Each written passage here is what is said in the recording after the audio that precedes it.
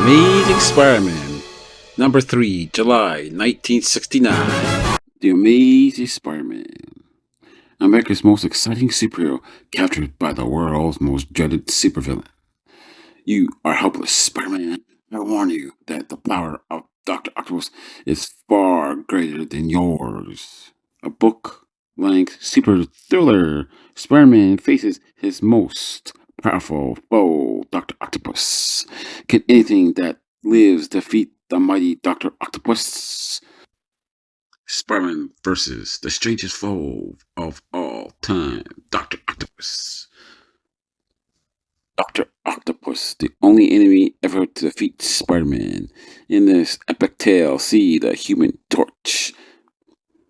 Fantasy Thrills. Story by Stan Lee. Art by Steve Ditko. Letter John Duffy. And now begin. The story has to start somewhere, so let's begin with a lonely warehouse in the dead of night, where we find a robbery taking place. Hold it, guys, I think I heard something. Relax, Charlie. It was probably just a mouse. Suddenly,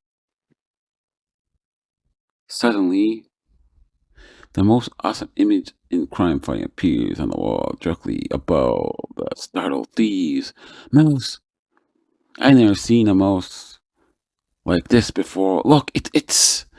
Don't be shy, fella. You can say my name. It's Spider-Man. Get him. There are 3 of us.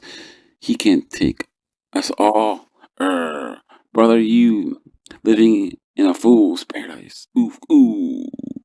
Minutes later, some big criminal mastermind you are. So we're expecting Spider-Man to butt in. Look, Joe, Spider-Man been here. And how?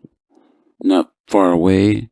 It's almost too easy. I've run out of enemies who can give me a real opposition. I'm too powerful for any foe. I almost wish for a opponent who gave me my money. And little does Spider-Man suspect that his furious wish is about to come true. For at that moment, on the outskirts of town, U.S. Atomic Research Center, here comes Dr. Octopus. Dr. Octopus, why do they call him that? Watch, and you'll see in a minute. See, it's that especially designed contraption he wears, which enables him to perform his experiments behind the lead walls and which shields him from radiation. He creates that get up himself, and he's the only scientist permitted to wear it. He's the most brilliant atomic researcher in the country today. Yes, such a man is Otto Octavius, better known to his workers as Dr. Octopus. Let's watch as he conducts a nuclear experiment. My artificial extra arms permit me to work safely with volatile chemicals which are far too dangerous to touch without protection. Though others fear radiation, I alone am able to make it my servant. But nothing's ever perfect, not even the projects of Dr. Octopus. And as the unsuspecting atomic genius conducts his experiment, the radiation meter, it has gone wacky. Something's wrong. There's going to be a blow up. Sound the alarm. But the warning, alas, is given too late, and before the alarm can be sounded.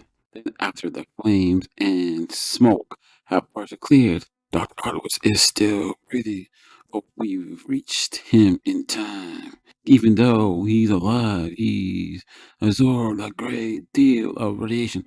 Poor guy. In the hours that followed after the exhaustive tests, the x-rays show an uncertain amount of brain damage. I'm afraid his mind has seen permanently damaged. We cannot remove those artificial arms of his, yet the radiation has caused them to adhere to his body in some strange way. Finally, days later, the injured scientist recovers consciousness. What am I doing here? Let me up. I must return to my work. No, you've been very ill. You must stay in bed. You need your rest. But the brain of Dr. Octopus, the brain which has been damaged by radiation, reacts in a bitter way. They're jealous of me. They want to keep me from my work. But I'll show them I'm stronger than any of them. The window is barred. They're trying to make a prisoner of me. The fools. No one can hold Dr. Octopus against his will. No one. Then suddenly, at just a suggestion of a thought by Dr. Octopus, his artificial arms move through. They have a will of their own. I've got to break those bars. I did it. My arms did it. Their strength is incredible. They can do anything. Somehow, my mechanical arms have almost become a part of me. They obey my every command with such power and my brilliant mind. I'm I'm the supreme human being on Earth. Minutes later, you want to see me, Dr. Octopus? Yes, come in. Shut the door behind you. What is it? You. Oh, no, no. But- ah. You don't believe what you see, but it is true. I'm all powerful from now on. I give the commands here. Film at the office of Joe Jimmy Jameson, publisher of the Daily Bugle. I want pictures of the injured scientist Dr. Octopus, but no one is allowed to enter the Bliss private hospital anymore. I have never heard of any hospital keeping people out. Don't worry, Joey J. I'll get these pics for you. My best men have tried and failed, but so far you've succeeded every assignment. I cannot imagine how a teenager like you does it. Our agreement, JJ, is that you never to ask me how I do it. Just have a check ready for me when I bring back the pics of Dr. Octopus. He doesn't suspect Peter Parker, the teenager he assigned to the job, is going to have Spider-Man do it. And so, here's that strange place that is locked. Nobody is permitted. What kind of a hospital is it anyway? Wow, there's only one way to find out, and Spider-Man is just a cat to do it. These suction fingers of mine will get me up the wall in no time. Boy, it's a great being Spider-Man. I can do almost anything. The only problem is my job are too easy. I welcome a little competition once in a while. And as he steadily climbs up the sheer outer wall, little does Spider-Man dream that he is soon to get a far more competition than he ever bargained for. Seconds later, almost there. The mackerel, what's that? Silence. Nobody speak when Dr. Octopus speaks. Hearing unseen through the large picture window, Spider-Man witnessed a strange and unexpected sight.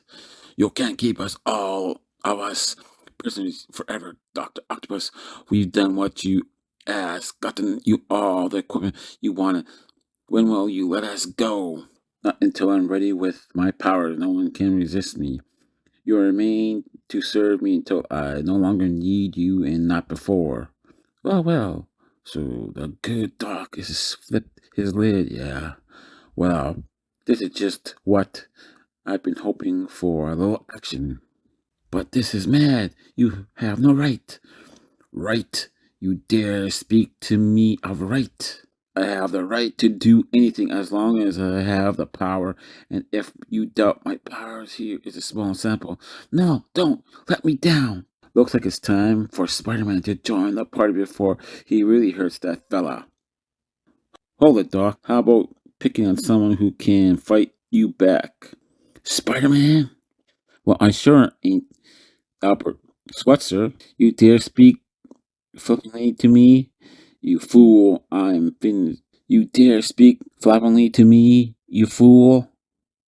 When I'm finished with you, you'll sing a different tune. You don't think those dumb looking flappers of yours can move fast enough to catch Spider-Man, do you? Ah, what? Surprise!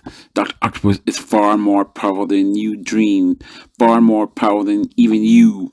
Let that one lucky punch go to your head, pal. I have a few more surprises. Yeah, most indigenous of your spider web. But as you can see, I'm holding only two of his arms. Isn't enough. I still have more. No time to shoot my web again. He's faster than I expected. I can still grab his other arms. Oof, it takes all my strength. He also superhuman strength. Now watch me chop a spider in a web of my own. A web of my own. A web made of my newfound arms. Your strength is merely that of spider, but mine is the energy of an atom, born of a nuclear accident. I am helpless. Fight all lose arms at once. Don't know what to do next. He's just toying with me. You dare to mock me before? Why aren't you mocking me now? Where are the brave words and taunts now, Spider-Man? Or do you realize you finally met your master? And now you can leave the way you entered. You're no threat to me. We groggy, just barely conscious. Spider has his fall by a tree as he finally slumps to the ground in defeat.